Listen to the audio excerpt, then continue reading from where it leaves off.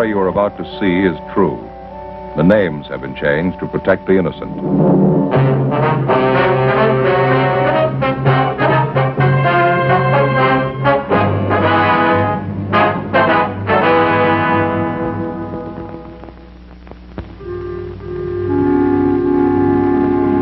This is the city. Los Angeles, California. I work here. I'm a cop.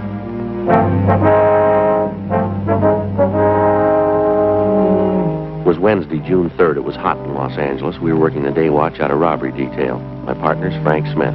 The boss is Captain Didion. My name's Friday. A suspect had been apprehended. We had a positive identification from the victim. We had to investigate.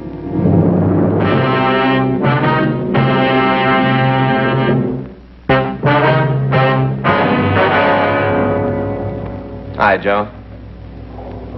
Joe. Hi. Hi. Glad you're in early. That stuff is floating all over the squad room. Yeah. Thought for a minute it was Ann's handwriting, but it isn't. Somebody you know? Yeah. You're early. Yeah. I want to go over to Georgia Street and see the doc. What's the matter? I don't know. I couldn't sleep last night. Started getting headaches, ringing in my ears. I don't know what it is. Stay right there. What? Got it in my locker. Fix you right up. What are you talking about? The headaches get worse when you move around, huh? What? When you move around, your head feels worse? Yeah. Feels like it's going to blow up? Yeah. Glad you came to me, Joe. I know what it is. Got the stuff right here.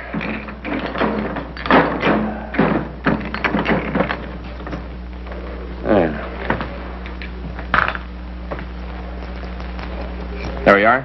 Take 2 of those. Fix you right up. What is it? Salt. Salt. Salt. That's your trouble. You don't get enough salt. Same thing happened to me last summer.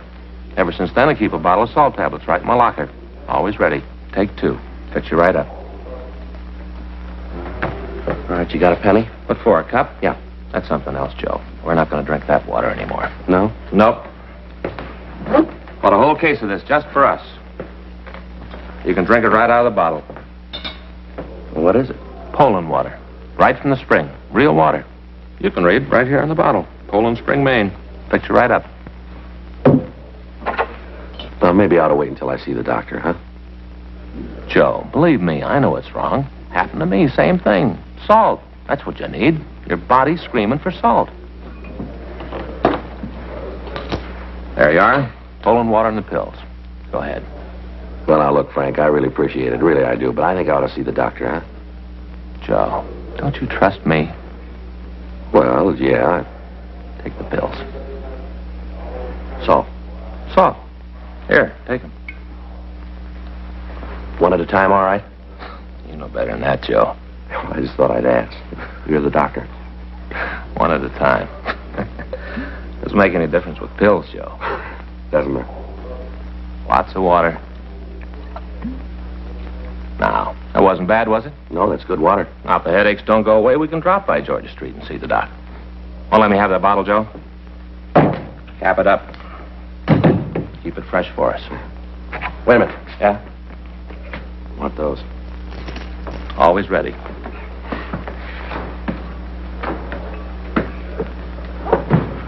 Anything doing? Yeah, I got an arrest report. Got to check the guy out. What do you got on it? Held up a grocery store at 7th and Francis. When'd they pick him up? Last night. Victim saw him on the street, called a radio car. They took him into custody and booked him. Well, we might as well go talk to him, huh? See what he's got to say. Now, look, after we get through, we can drop by the hospital if you still got the headaches. It shouldn't take too long. Yeah? Sure, guy's already confessed.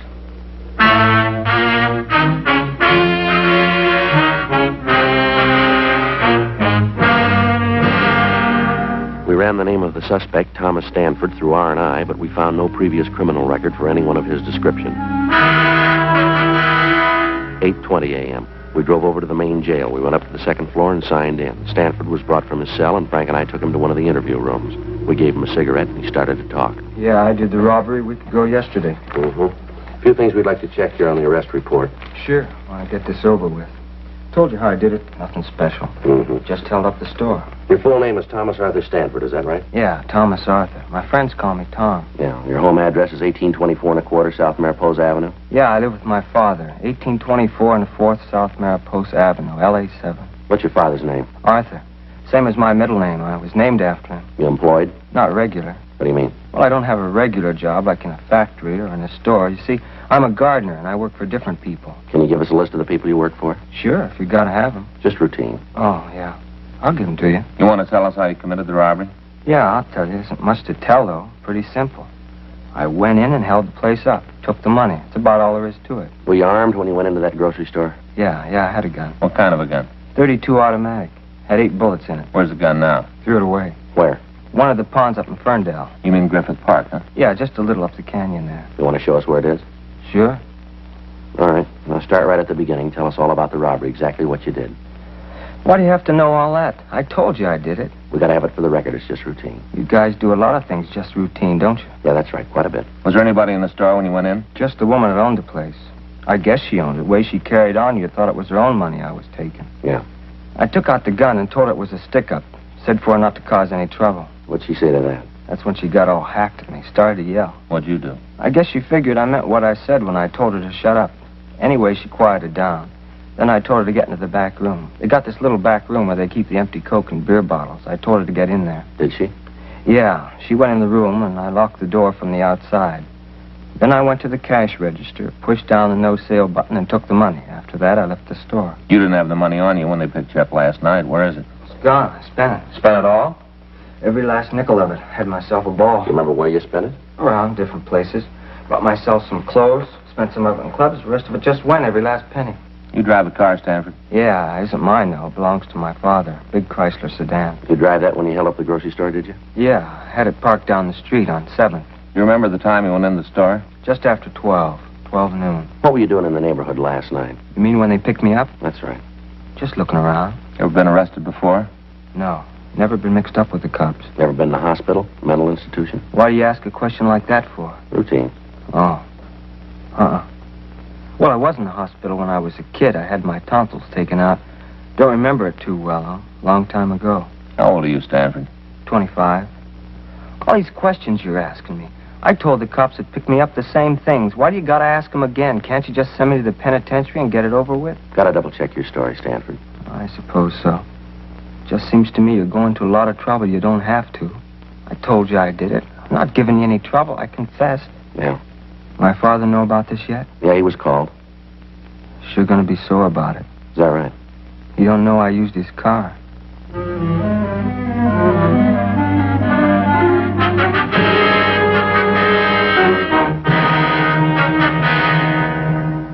"9:15 a.m. We checked the suspect out of the main jail, and we took him over to the store that had been robbed. While Frank waited in the car, I went in and talked to the victim, a Mrs. Alice Kenwood. I told her we would bring the suspect into the store and ask him several questions about the robbery.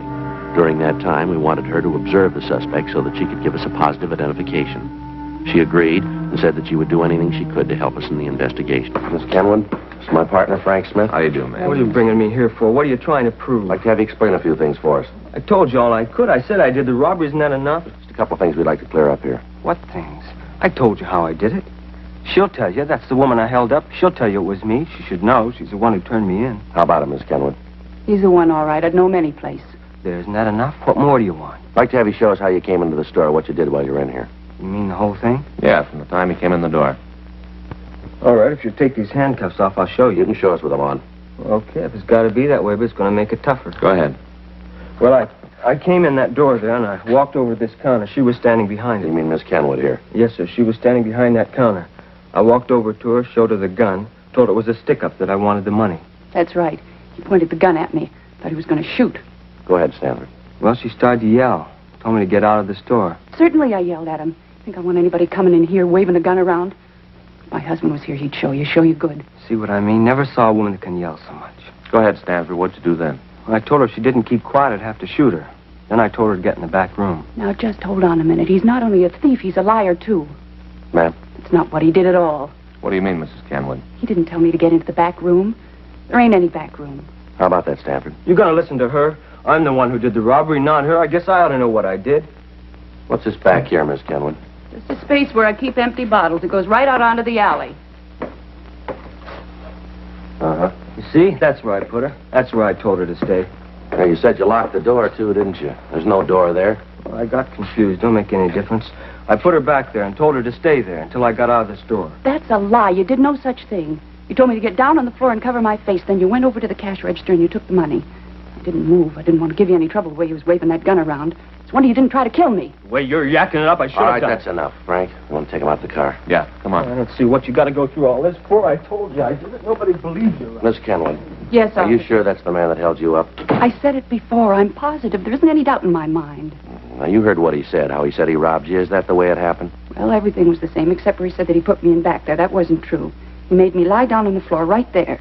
Told me to stay still for 5 minutes, not to move. He said that if I caused any trouble, he'd come back and shoot me. Yes, ma'am. I think he's crazy. Anybody who'd have a gun and wave it around like that, it's terrible. Wish my husband was here. He'd show that snip. He's in the army, you know, my husband. Mm-hmm. Awful thing, him overseas getting shot at and young punks like that roaming around the streets with guns, threatening people. It's a terrible thing. Now, this is pretty important, ma'am. You're sure that's the man who held you up?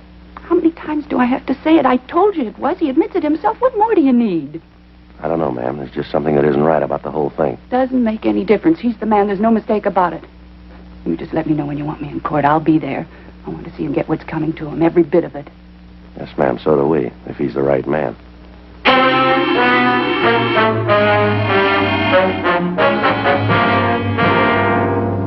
12:22 p.m. We drove the suspect back to the city hall for further questioning. Frank took him to the interrogation room, and I checked into the squad room. Pardon me. Yes, sir? Are you Sergeant Friday? Yes, sir. Something I can do for you? I'm Arthur Stanford, Tom's father. Oh, yes, sir. I understand my son's here, that right? Yes, sir, he's here. I wonder if I could see him. Talk to him. Yes, sir, he's right down the hall here.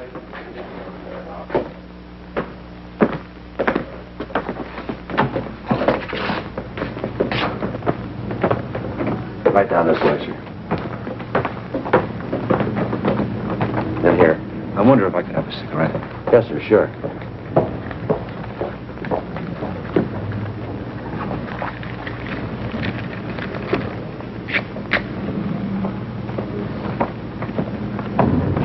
Thank you, Harry. I don't know what I'm going to say to him when I see him. Wish I had some time to think. Well, you don't have to go in now if you don't want to, sir. Wouldn't do any good to put it off. Won't get any easier with time. I might as well get it over with. All right, sir.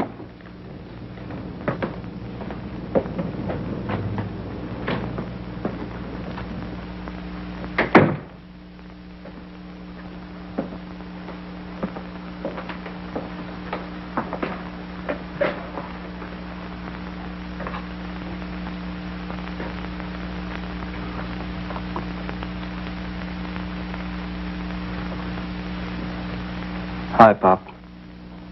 Why'd you do it, son? I did it because I wanted to. I wanted the money. I don't know any other reason you robbed somebody. I wanted the money, so I did it. You could have come to me. I'd have tried to get the money for you. You know I'd have tried. Where'd you get it? Where'd you get that kind of money? All your life, you've been grubbing for pennies. I don't want small money. I want to be rich, and I will be. All right, take it easy, Stanford. It's all right, Mr. Friday. I understand. You've been saying you understand all my life. I'm getting sick of it. As long as I can remember, you've been telling me to get out and do something on my own. Well, I finally did it, and now you aren't happy with it. You expect me to throw my hat up in the air because you're a thief? Ah, knock it off. I'm tired of you giving me lectures all the time. Talk never stop. All right, that's enough of that, Stanford. You keep out of this, cop. This is a family matter. Don't concern you. Between my father and me. Tell me why. That's all I want. Why? Tell me so I can face the neighbors. So I can tell them you had a reason. Tell him your son's a bum. They know that already, but that's not a reason to steal. It's good enough for me. They're not going to listen to you anyway. They've already made up their minds about me. They did that a long time ago. All right, come on, Stanford, let's go. Back to jail? That's right. Sure. Nothing else left to do here. You don't understand, never did. Let's go. One thing I'd like to ask first. What's that? I'm going to be in jail a long time. I have to live while you're gone. That's your worry. It always has been. I want to know what you did with those gardening tools. I'll have to have them to get along. I don't know. I left them someplace. You remember where? I need those tools. Well, I'm not sure. Maybe Mrs. Howard's. Maybe that's where I left them. Oh, over on 12th? Yeah. I did a place last Wednesday. Guess I forgot to pick the stuff up when I left. Must still be there. I'll go over and get them. Just a minute. You said you did some gardening work for this Mrs. Howard last Wednesday. That'd be a week ago yesterday, is that right? That's what I said. Any idea what time you were there? Most of the day. Got there about 10 in the morning, left about 4 in the afternoon. I was in a hurry to get away. That's why I forgot the tools, I guess. You leave the place at all during the day? No, not until I finished. What are you trying to prove with all these questions? About the robbery, Stanford. Yeah. If you were at the Howard woman's house, how could you have held up that grocery store? Well, it don't make no difference. I don't have to explain it to you. You're wrong there, Stanford. Is that right? Too many things don't add up here. The way you confessed, the differences in your story about the robbery. Now, this thing about you being at the Howard house. I don't know why you're lying about this, Stanford. Yeah? But we're going to find out.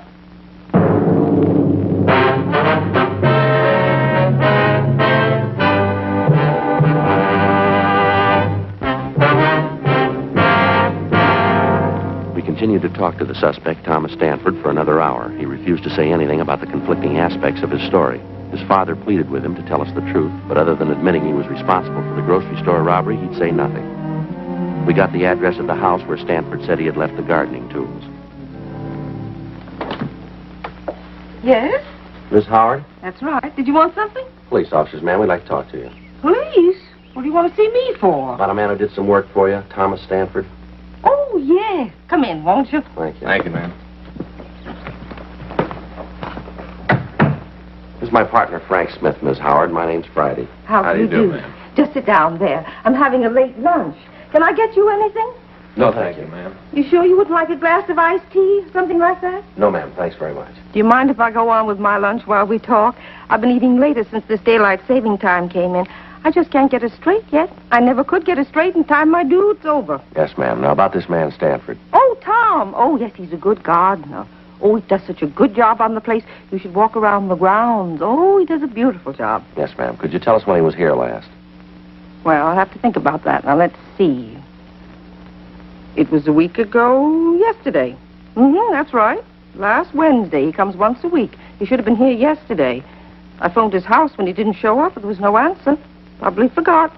He's very forgetful, you know. That right? Oh, yes. Take the last time he was here. He forgot all of his tools. He walked right off. He left them on the lawn. Had to take them all back to the garage. Right, left them right out in front of the place. Mm-hmm. I don't know that I should say it, though. What's that, Miss Howard?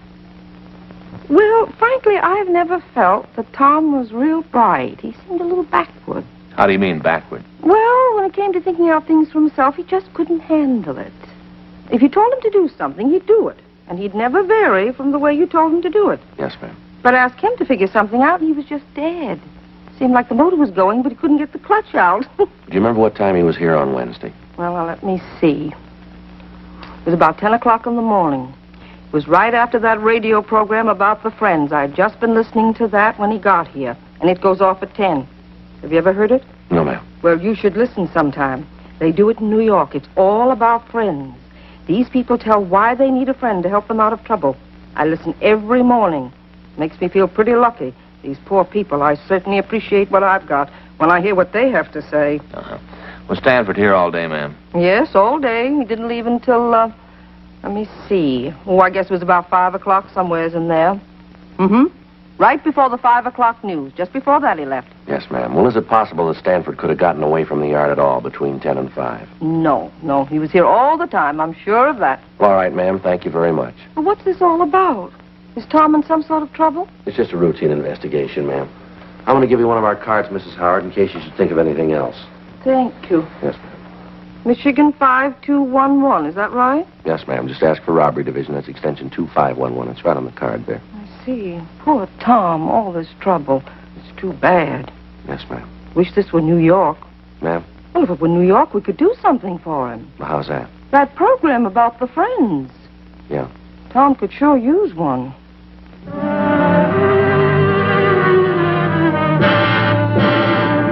We left Mrs. Howard's home and talked to some of the people in the neighborhood. They told us that the Howards were respected people in the community, and some of them verified the fact that Stanford had worked for her almost 2 years. The woman who lived directly across the street from the Howard house said that she'd talked with Stanford on the afternoon of the robbery. She said that she'd asked the suspect about the seeds that he'd used to raise the carnations that were planted along the front of the house. She went on to say that she'd been working in the front yard of her own house all afternoon, and that she'd seen the suspect throughout that time. We drove back to the grocery store and talked with the victim, Mrs. Kenwood. Under questioning, she admitted that she could have made a mistake about the identification, but she said that if she was wrong, the thief could act as a double for Tom Stanford. 10:30 p.m. We drove back to the main jail to talk to the suspect. We took him to the interview room. He was sullen and refused to answer our questions. Stanford, Yeah? I'd like to have you tell us the truth this time. I told you. It isn't my fault if you don't believe me. It isn't my fault. Now, look, Stanford, we talked with Mrs. Howard. She told us that you were working for her all day a week ago Wednesday. So? What's that prove? You admit that's true, then, huh? Sure, it's true. I was working for her. Well, then how could you have gotten to the grocery store and held it up? Stanford? I did it. I haven't got anything more to say. I did the robbery. You read much, Stanford? Yeah, sometimes. What kind of books do you like? Detective stories. Cops and robbers. You played cops and robbers when you were a kid? Sure. Who were you? The robber. Did you pick up tonight's papers? Yeah, I got it. Anything in them about me? I didn't see anything. Must have been something. Some story about me with my name. No, if it was, I didn't see it. Well, maybe it didn't look good. Maybe.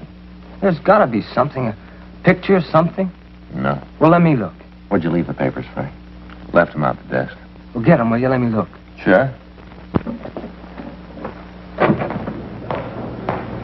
Pretty important to you that you're in the papers, isn't it? I just want to see him, that's all. Well, my partner will bring them back. He must have made a mistake. There's something about me. Gotta be. Isn't every day there's a robbery like this? Papers write it up big, wouldn't they? I don't know. Sure they would. There was a story when the place was robbed. Told all about how it was done. Just a little story. But now you've got me, seems like they should have a picture. Here it is. Let's see. Nothing on the first page. The robbery happened a week ago. It's old news. Yeah, but you guys just caught me last night. Man.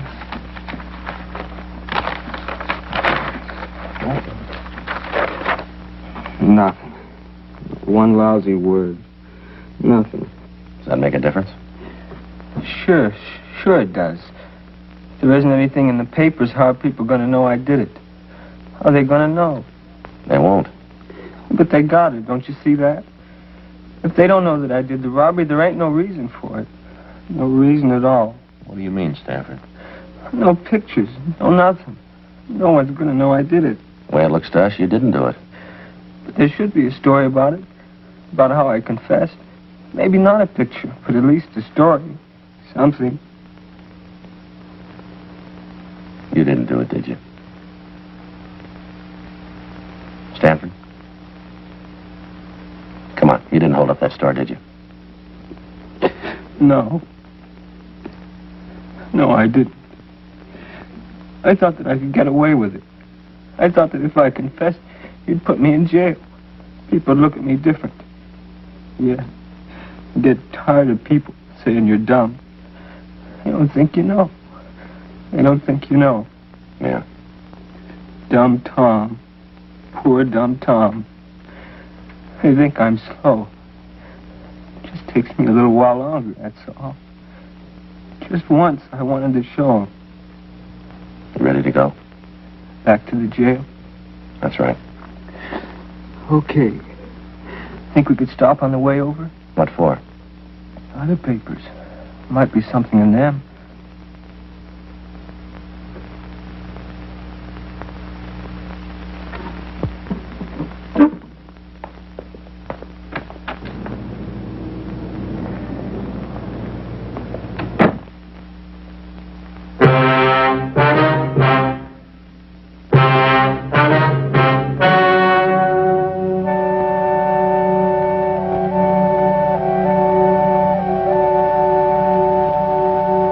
On June 4th, a meeting was held in the District Attorney's Office, City and County of Los Angeles, State of California.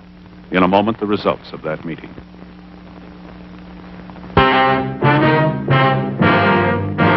The suspect was examined by 4 psychiatrists appointed by the court and found to be mentally incompetent.